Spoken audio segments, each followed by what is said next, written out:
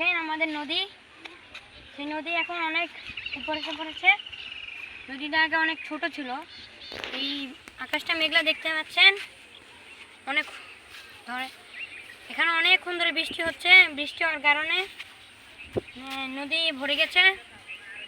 আর একটুখানি যদি বৃষ্টি হয় তাহলে আমাদের গ্রামে পানি বন্যা হতে পারে। তাই আমি এখানে দেখতে এসেছি। আমি আর আমার আব্বু দেখেন ওইখানে একটা মসজিদ আছে, মসজিদ ঘর প্রায় অর্ধেক ডুবে গেছে। আর এখানে পাশে আর একটা ঘর আছে, সেই ঘরটা প্রায় ডুবে যাচ্ছে। আর এখানে পাশের যেই ক্ষেত, ধান ক্ষেতগুলো, এই সেই ধান ক্ষেত দেখতে পাচ্ছেন। এই ধান ক্ষেতের কোনায় কোনায় সেই নদীর পানি জমে গেছে। এখানে একটা পাশে ড্রেন আছে, সেই ড্রেন দিয়ে পানি সেই নদীতে যাচ্ছে। আগে এখানে আমার নানা ভাইয়ের একটি পুকুর ছিল, সেই পুকুরটা এখন নদীর পানি দিয়ে সেটা নদী হয়ে গেছে। অনেকগুলো, এটা অনেক ধান ক্ষেতটা অনেক সুন্দর ছিল, এখন সেটা বৃষ্টি হয়ে পানি নদী হয়ে গেছে। এখানে টানা 3 দিন ধরে বৃষ্টি হচ্ছে। বৃষ্টি হওয়ার পরে যে পাহাড় বৃষ্টিতে ভরে গেছে, তাই সেই পানিগুলো আমাদের নদীতে আসছে। নদীতে এসে সেই নদীর পানিগুলো এই ক্ষেতের মধ্যে আসছে, নানা আসছে। কথা বল।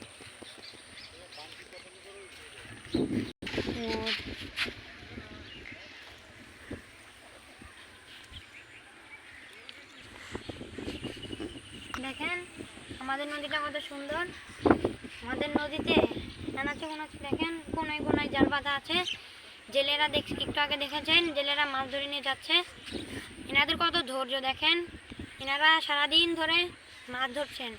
মাছ ধরার পরে অনেকক্ষণ পর্বত 2-1টা ছোট ছোট মাছ ধরছে। তারা সারাদিন ধরে মাছ ধরেন। আর ওই পাশে দেখেন কি সুন্দর ভিউ আসতেছে।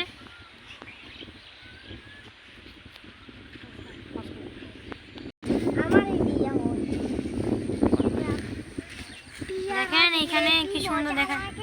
পেয়ারা খাচ্ছে।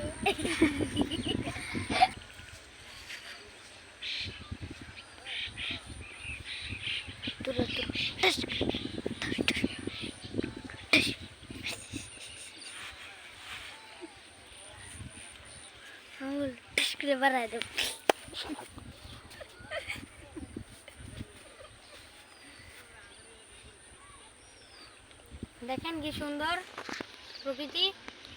এগুলো আসলে আমরা যদি কোনো জায়গায় না যাই, বাংলাদেশের বিভিন্ন জায়গায় এরকম ভিউ দেখা যায়, যেমন সিলেট, চট্টগ্রাম, বিভিন্ন জায়গায়, কক্সবাজারে এরকম ভিউ দেখা যায়।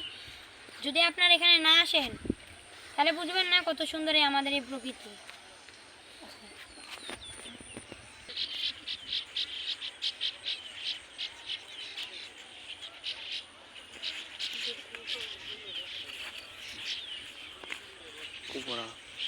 ওখানে দাঁড়া, ওখানে দাঁড়া।